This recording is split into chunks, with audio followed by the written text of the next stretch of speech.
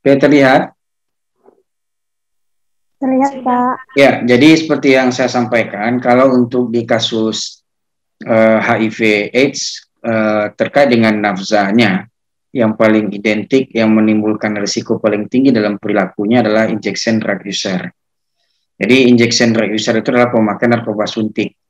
Kenapa hal ini terjadi? Karena memang ada faktor risiko yang tinggi ketika sharing needle atau berganti jarum suntik sesama pecandu.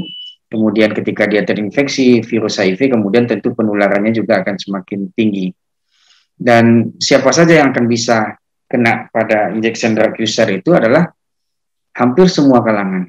Jadi bisa laki-laki, perempuan, anak, remaja, dewasa, bisa juga dengan status strata sosial dan ekonomi yang mulai dari yang rendah sampai ke yang paling tinggi, mungkin dari yang tidak bekerja sampai bahkan menjadi artis atau pejabat dan segala macam. Artinya memang kasus narkotika ini kan memang mengenai semua orang yang punya nanti perilaku berisiko terkait dengan hal itu. Dan tentunya ketika dia sudah kena, itu akan muncullah stigma ganda. Oh, dia pecandu, satu. Kemudian dia HIV, berarti udah dua. Nah, itu terstigma lah dia, kemudian bisa jadi terdiskriminasi, dan memang mereka dianggap sebagai sampah masyarakat. Nah, sehingga memang cap-cap inilah yang kemudian membuat memang dalam pencegahan juga akan semakin sulit, dan kemudian juga untuk pengobatan dan menjangkau kelompok-kelompok IDU itu juga akan lebih sulit. Nah, kemudian siapa saja yang para IDU itu? Ya bisa saja memang dia adalah pengguna eksperimental atau sekali pakai saja. Ya mungkin dia mencoba tahapannya, cobalah dulu sekali-sekali gimana pula caranya kalau mendapatkan kenikmatannya melalui jarum suntik. Atau nanti pengguna rekreasional, kasual. Artinya dalam kondisi-kondisi tertentu dia berwisata atau dalam tanda petik dalam bertemu dengan teman-temannya kemudian ingin refreshing, ya dia gunakan ini. Atau bahkan yang sudah dengan ketergantungan. Dan kalau sudah seperti ini tentu akan banyak dampaknya. Termasuk pengguna yang berasal dari semua strata di masyarakat. Jadi artinya memang kalau kata kunci konsep pecandu itu kan pencari kenikmatan. Ketika dia dapatkan nikmat hari ini mungkin menggunakan ekstasi, kemudian dia akan coba lagi yang lain dan coba lagi dan terus coba. Ketika dia coba lagi ingin mendapatkan satu kenikmatan yang sama tentu tidak dapat lagi, sehingga apa? Dia akan tingkatkan lagi dosisnya, dia akan tingkatkan lagi pola pakainya, dia akan barengi dengan kegiatan yang lain, sehingga apa? Dari hari ke hari yang dia pikirkan adalah kenikmatan yang ingin dia dapatkan, dan itu terus menerus sehingga nanti berdampaklah kepada kesehatannya secara umum karena bisa dia overdosis atau nanti dia terinfeksi, bisa virus HIV, hepatitis B, hepatitis C. Sehingga itu tentu perlu penanganan kita.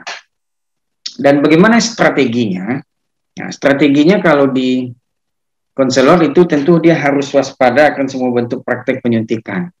Karena konsepnya begini, kalau dia masih mau menggunakan narkoba suntik, tentu dia akan menggunakan jarum suntik bergantian. Sehingga kita konsepnya adalah namanya harm reduction. Harm reduction itu adalah bagaimana mengurangi dampak risiko. Oke, karena memang pecandu itu tidak bisa dihentikan dalam waktu satu hari. Misalnya hari ini, udah kamu berhenti ya, kamu nggak boleh pakai lagi, nggak bisa begitu. Karena itu sudah ada dalam darahnya dan adiksi itu sudah betul-betul mengakar dalam tubuhnya, itu tidak bisa dihentikan serta-merta begitu saja. Sehingga dia harus dilakukan minimal adalah harm reduction. Kalaupun ada dampaknya jangan terlalu berdampak kepada kesehatannya lebih lanjut. Nah, kemudian pencegahan dan manajemen overdosis. Jadi kalau dia sampai nanti overdosis, itu yang harus kita atasi. Kemudian adalah opsi terapi ketergantungan. Jadi artinya apa yang harus dilakukan terhadap ketergantungannya. Ini adalah beberapa alternatif yang bisa diberikan sehingga nanti ini berharap pada klien itu tentu diatasi dengan segera. Dan bagaimana dengan pertimbangan untuk tes IDU? Ya, yang jelas nanti ada tentu intoksikasi dan itu diperlukan informed consent. Termasuk siapapun nanti kita kalau belum melakukan tes itu tetap ada penilaian risiko. Ya, kemudian tentu akan ada ajukan pertanyaan, kemudian nanti bagaimana nanti salah satu konselor itu memfokuskan pada hal menyuntik. Nah, yang ingin saya sampaikan terkait dengan menyuntik, itu pertanyaannya adalah bagaimana cara dia menyuntik. Adakah dia sharing needle? Adakah dia kemudian menggunakan needle yang satu saja? Atau boleh dikatakan dia ambil needle atau jarum suntik, langsung sekali pakai kemudian buang? Atau adakah dia membersihkan jarum suntiknya ketika digunakan oleh orang lain? Semua itu adalah terkait dengan bagaimana cara menyuntiknya. Dan semua itu nanti perlu memang hal-hal ini kemudian pun dia akan diberikan edukasi. Dan yang akan diperiksa pada pasien-pasien ini kalau dia dengan riwayat IDU adalah yang pertama tentu HIV. Karena HIV itu ditularkan melalui ditularkan melalui darah. Darah itu bisa ada di dalam jarum suntik. Seperti yang kita sampaikan sebelumnya, penelitian Hammer tahun 2000, rupanya virus HIV itu bisa bertahan hidup selama 42 hari di dalam jarum suntik. Ketika itu digunakan bergantian, kemudian adalah risiko terjadinya infeksi. Bisa infeksi HIV, bisa hepatitis B, bisa hepatitis C. Sehingga kemudian ini kita periksa ini. Ya, kemudian tentu kita tingkatkan kemampuannya untuk KIE-nya. Kemudian kita menilai bagaimana alat menurunkan risikonya. Jadi artinya alat yang digunakan tentu dia menggunakan jarum suntik. Itulah yang kemudian kita gunakan untuk supaya dia bisa beralih ke hal lain yang sehingga risikonya juga akan berkurang. Nah, kemudian tentu saya ingin sampaikan. Nah, tadi saya sudah jelaskan bahwasanya pecandu identik dengan kenikmatan. Dan kenikmatan yang terus-menerus dia tidak akan dapatkan dalam satu kegiatan yang sama. Sehingga biasanya pecandu itu terus selalu melakukan aktivitas-aktivitas yang meningkatkan, mencapai kenikmatan yang dia inginkan. Nah, sehingga kalau hari ini dia mencoba untuk menggunakan misalnya minum pil misalnya, ekstasi misalnya, kemudian tidak bisa seperti itu, dia mungkin naik kemudian ke sabu-sabu, kemudian akhirnya nanti bisa pakai IDU, kemudian sudah pakai injection drug user, putau, dia pakai putau, kemudian bisa kemudian dia iringi kemudian dengan hubungan seksual, dan begitu seterusnya. Artinya apa? Dari hari ke hari, waktu ke waktu, dia akan terus tingkatkan polanya, sehingga apa yang terjadi? Ini akan mempunyai faktor-faktor risiko yang lain, tidak hanya terkait dengan infeksi tadi hepatitis B, hepatitis C, dan HIV, tetapi juga nanti infeksi menular seksual yang akan diiringi karena dia melakukan hubungan seksual. Makanya juga akan digunakan adalah bagaimana edukasi terkait dengan penggunaan kondom. Dan bagaimana nanti dia juga siap dengan kondisi-kondisi yang mengharuskan seorang pecandu itu dia bisa berperilaku hidup sehat supaya harm reduction itu tidak terjadi. Artinya harm reduction itu dia bisa mencegah. Jangan nanti dia sudah terinfeksi, dia sudah pecandu, terinfeksi HIV pula. Dia pecandu, tambah lagi hepatitis B, hepatitis C. Dia pecandu, tambah lagi IMS, dan lain sebagainya. Jadi inilah yang hal-hal yang kemudian menjadi perhatian dari kita ketika melakukan edukasi dan konseling kepada IDU. Nah, jadi ini yang saya sampaikan. Siapa saja, semua bisa. Ya, laki-laki, perempuan bisa. Ya, perilaku seks itu, anak dan dewasa, ibu rumah tangga, kelompok IDU. IDU yang seperti saya sampaikan, dia bisa nanti dengan MSM, laki-laki dengan laki-laki, atau waria, atau PSK. Nah, kalau bahasa lainnya adalah ada 3M namanya. Mobile money. Siapapun laki-laki punya uang banyak melakukan aktivitas perjalanan, itu punya risiko. Nah, dan itu pun mengenai semua strata sosial. Jadi artinya kalaulah sudah berbicara tentang perilaku seksual, ini adalah perilaku yang kemungkinan bisa terjadi pada semua kelompok ini. Nah, asal saja dia melakukan hal ini tentu akan berisiko terkait dengan yang mungkin akan terjadi pada dirinya kalau dia melakukan hal ini. Ya. Kemudian, bagaimana model pengurangan risikonya? Jadi bagaimana manajemen kita kepada seorang pecandu? Pertama satu, itu jelas bicaranya adalah abstinensia. Tidak melakukan perilaku berisiko. Tidak melakukan memakai narkoba suntik lagi, tidak lagi tidak lagi melakukan hubungan seksual. A dulu yang pertama. Tetapi kan tentunya ini kan sulit, tidak bisa serta-merta. Nah, tapi ini upaya yang harus dilakukan. Nah, keuntungannya tentu beberapa orang perlu berlatih untuk berhenti menggunakan nafza sama sekali secara bertahap atau berulang kali gagal dan berhasil. Saya sudah ketemu dengan kawan-kawan Oda yang kemudian dari latar belakang pecandu, ada yang dari 2004, kemudian dia bagus kondisinya, setelah dia terinfeksi HIV, kemudian lakukan konseling, kemudian dia bagus aktivitasnya, kemudian beberapa tahun kemudian, 3 tahun, 4 tahun kemudian drop lagi, relapse lagi, kambuh lagi, kemudian jatuh lagi. Jatuhnya bisa jadi setahun, kemudian balik lagi untuk mengembalikannya, kemudian itu. Dan itu sering berulang kali gagal dan berhasil. Nah, jadi kalau kita lihat misalnya artis, kita lihat dia dapat kasus yang sama, kemudian beberapa tahun kemudian dapat lagi kasus yang sama. Bukan berarti hal ini mengakibatkan mereka itu adalah tidak paham-paham atau tidak mengerti betul. Bukan itu lagi. Ini adalah masalah adiksi atau ketergantungan. Jadi kebutuhan ketergantungannya pada waktu itu ditambah dengan relapse dan adanya pasokan pasokan bahan-bahan nafzanya itu kemudian menjadi sumber, kemudian dia kembali relapse lagi dan kambuh lagi. Jadi jaminan aman 100% dari infeksi ini bisa kalau dia patuhi. Patuhinya gimana tadi? Tidak lagi menggunakan, baik itu tidak melakukan nafza lagi, tidak menggunakan nafza lagi, kemudian tidak melakukan hubungan seksual. Nah, masalahnya jelas ini, sulit untuk dipatuhi. Karena dia kecanduan.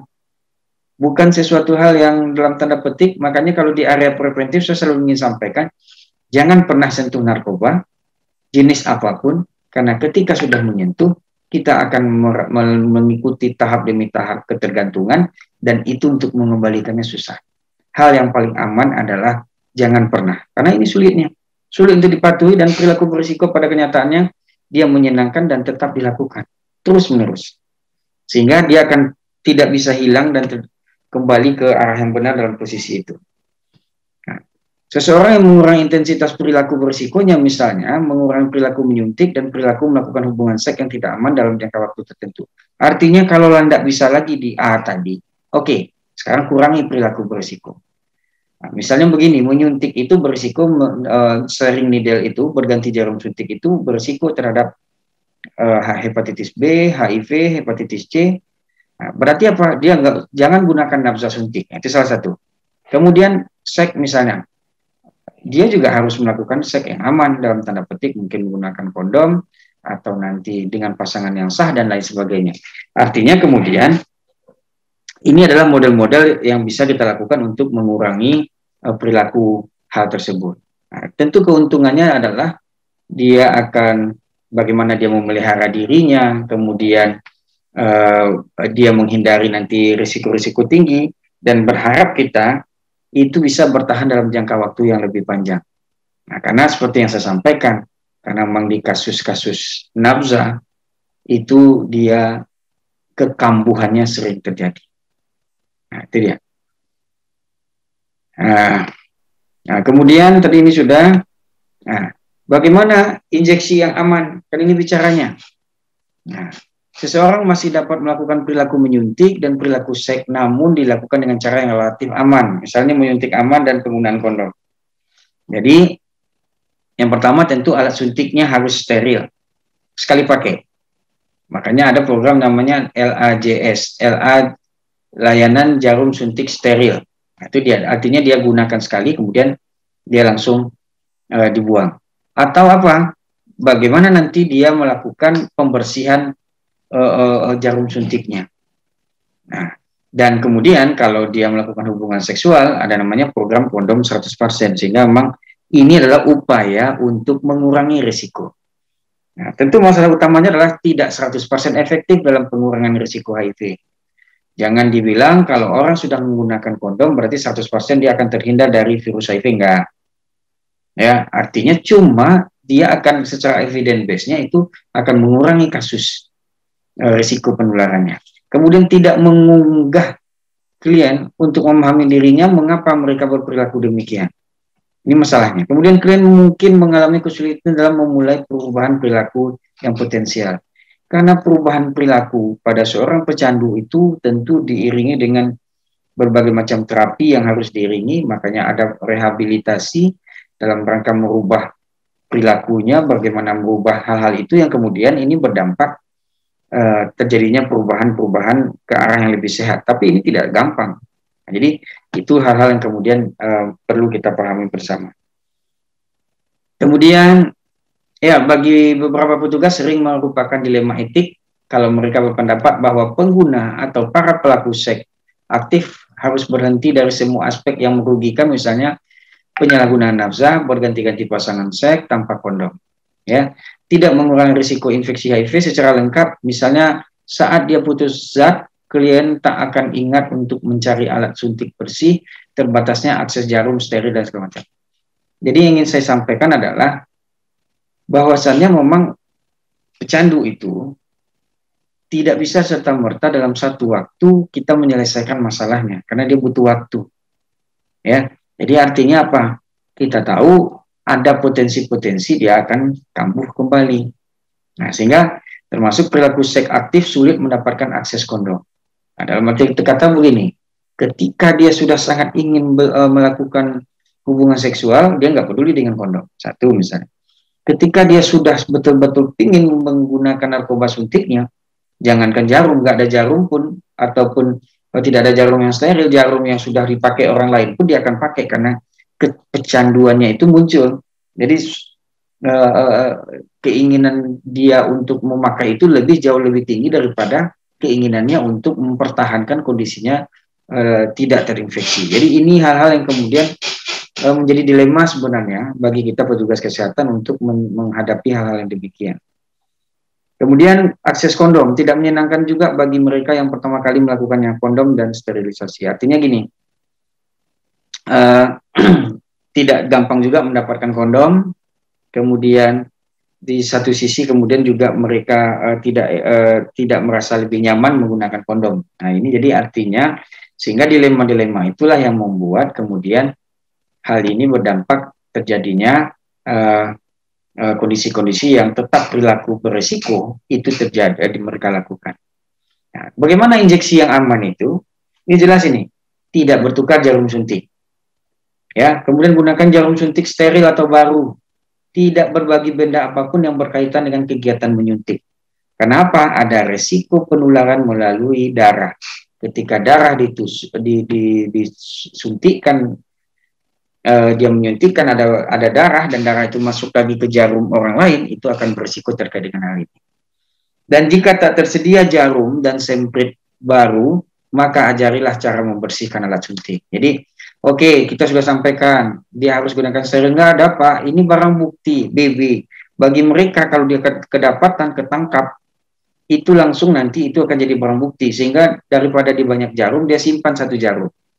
Oke, seminimalnya diajarkan bagaimana cara membersihkan alat suntiknya, ya, sehingga nanti petugas perlu menyediakan informasi cara membersihkan alat suntik tadi. Kemudian seks aman tentu dia jelas, jangan berganti-ganti pasangan. Kalau berganti pasangan tentu risiko semakin besar. Dan kemudian selalu gunakan kondom secara terus-menerus, konsisten, walaupun tidak efektif 100%, tetapi efektif mengurangi risiko penularan. Kemudian, jika sulit mendapatkan kondom, berikan akses untuk kondom gratis. Ada program-program di LSM yang memberikan kondom dalam rangka untuk mencegah penularan virus HIV, dan tentunya diberikan juga informasi bagaimana cara menggunakan yang tepat. Karena banyak di antara kita juga yang tidak bisa menggunakannya, tidak paham, dan tentunya perlu dilakukan edukasi juga terkait dengan hal ini. Nah, ini injeksi aman tadi misalnya, ya. Nah, ini diharapkan, ya, akses ke layanan, kemudian dia tampil menggunakan injeksi yang aman, kemudian dimotivasi menggunakan sehingga dia nanti suntikannya aman. Dan itu akan bagaimana terkait dengan hambatannya adalah legal. Kenapa? Ada ketakutan ketika dia mengambil jarum suntik, ketakutannya adalah dia ditangkap karena ada barang bukti. Ini dia masalah-masalah. Ada masalah sosial ekonomi juga. Kalau dia membeli nanti di apotek, tentu tambah lagi biayanya, jarumnya dan lain sebagainya.